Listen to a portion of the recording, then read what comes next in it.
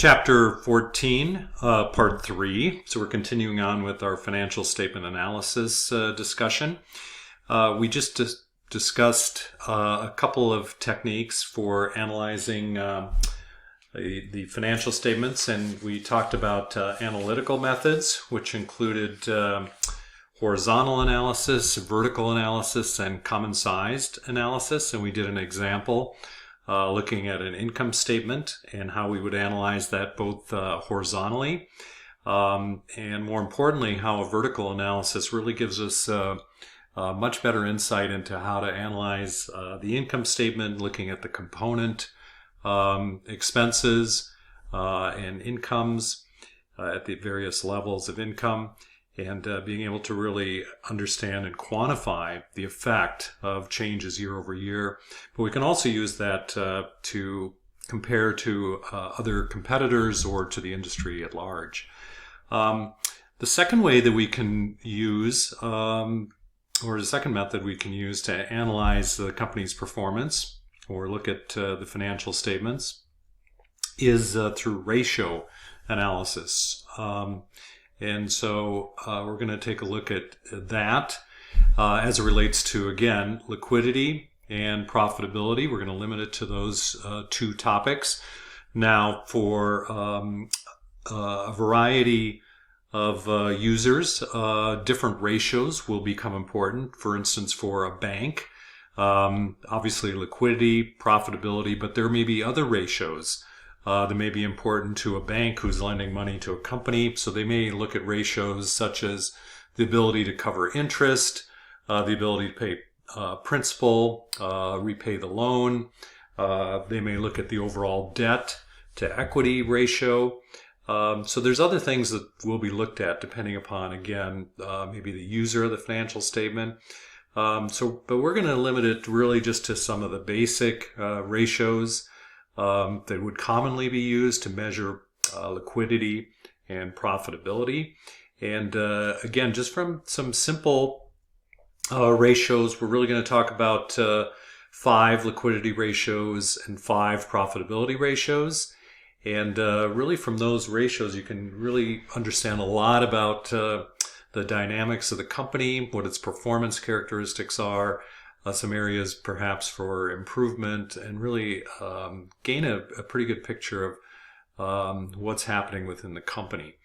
And again, ratio analysis would be helpful to comparing to prior years. Would also be helpful in evaluating relative to the competition or to the industry as a whole. So let's talk about liquidity. First of all, liquidity ratios. So first of all, we're going to look at what's called our current position analysis. Current position analysis is really taking a look at the relationship between certain current assets relative to current liabilities. And really, it speaks to the ability to pay our current liabilities. So if you think about current assets and current liabilities, the ability to pay current liabilities is going to stem from current assets. Okay, so the quicker we can convert current assets into cash, the easier it's going to be able to pay off the current liabilities that are going to be coming due again within 1 year. So liquidity is concerned with a more short-term ability to pay our debts. And again, we're going to want to look at that relationship between current assets and current liabilities, and hence the term current position. Okay, so current position refers to really current assets, current liabilities, and the relationship between the two, getting an idea of whether we're going to have sufficient resources in our current assets to satisfy the current liabilities. And those ratios are going to be, that relationship rather, is going to be analyzed by looking at, first of all, working capital, okay? And we'll go into what each of these ratios are going to be. The current ratio and the quick ratio. So those are just relationships between current assets, current liabilities, and the ability to pay those current liabilities. Of course, the other part of it, current assets, current liabilities, and again, ability to pay current liabilities. The other idea is that we're going to want to know how quickly we can convert our current assets into cash so that the cash is available to pay our current liabilities. So we're going to look at a couple ratios that relate to the conversion. If I could spell here, that would be better.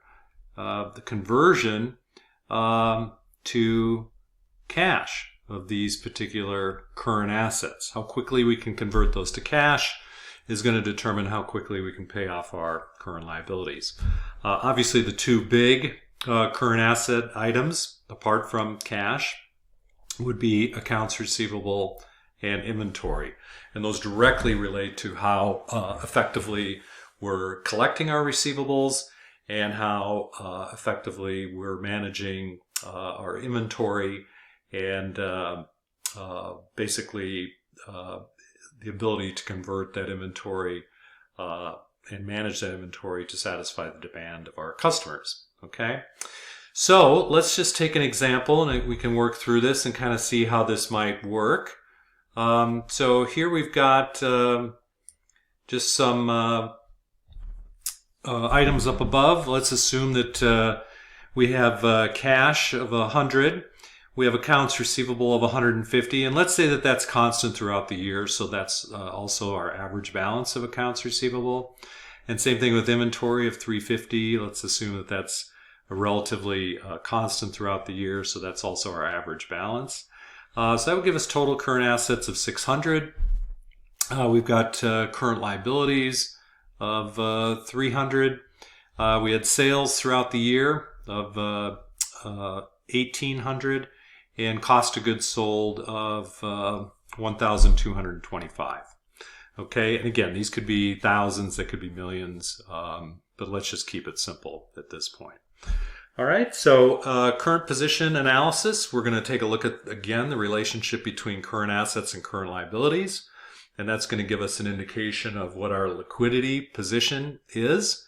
And again, remember, this is all in the context of liquidity. How comfortable are we feeling about our liquidity position will be determined by looking at these ratios. So current assets minus current liabilities. So for working capital, we have $600 of current assets, current liabilities, $300.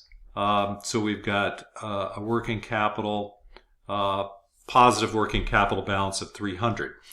So I think just looking at that, I think we can feel relatively comfortable. Again, just looking at that in our liquidity position, in that we have substantially more current assets than current liabilities. We have the ability to pay off those current liabilities. We have twice the resources, short-term resources, as short-term liabilities. So a cushion of $300 there. Same thing with the current ratio. We're just going to put that into a ratio format. The reason that might be helpful is because where we have different sized companies that we might want to compare to, the above amount of 300 certainly would not be relevant to comparing to a company with millions of dollars of working capital.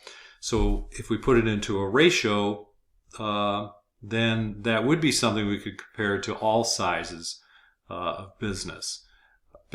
So here we've got a ratio of 2 to 1, 2 times our current assets versus current liabilities. And again, that should give us some degree of comfort that we, in fact, have a relatively strong liquidity position. We've got twice the assets as current liabilities.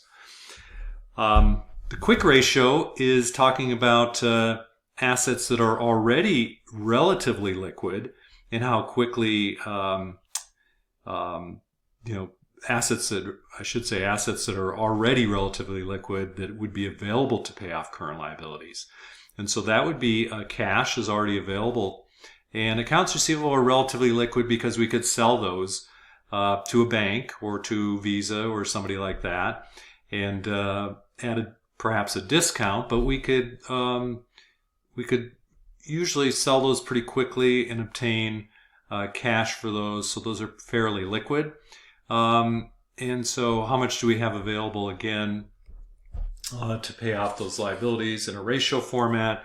Here we'd have 0.8 times.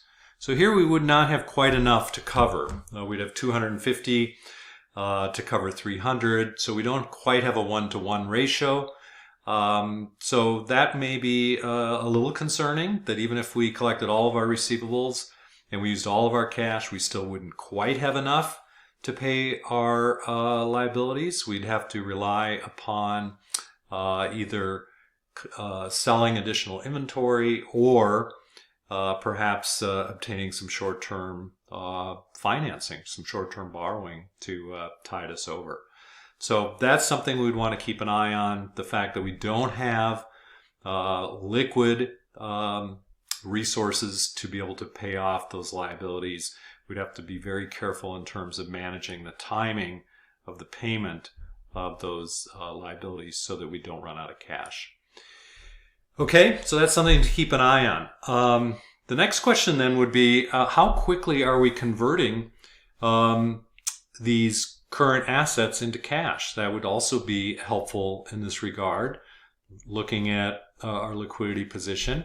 Accounts receivable turnover, the first one, we basically would take our sales of 1,800, divide it by our average receivables. And again, we said our average was the same as the year-end receivable figure. And here we get 12 times. Okay, so 12 times, it's kind of hard to put that into perspective. So we're going to calculate the average days outstanding of our receivables. And so what we would do is we take 365 days and divide it by the 12 times. And that would give us approximately 30 days of receivables. So on average, our receivables are outstanding 30 days. So if our terms were, say, net 30, if those were our terms, then I'd say, that's probably a good job. We're collecting right around that time when they're due, and that would be, I think that would be a good job. If our terms were something like, let's say 210, net 30, and we know that most people are taking a discount, then that might be something that could be a problem. We'd maybe want to follow up on that as to why it's taking 30 days to collect those receivables when probably most people, the creditworthy people, are probably paying in 10 days. So again, we'd have to kind of know what our terms are. In this case, if our terms were net 30, then we're probably doing a pretty good job. So that doesn't appear to be an issue in terms of liquidity and in terms of efficiency of running the business. Inventory, we can do the same thing. Take cost of goods sold, 1,225. Divide that by our average inventory of 350. And that gives us, let's see, that gives us 3.5 times.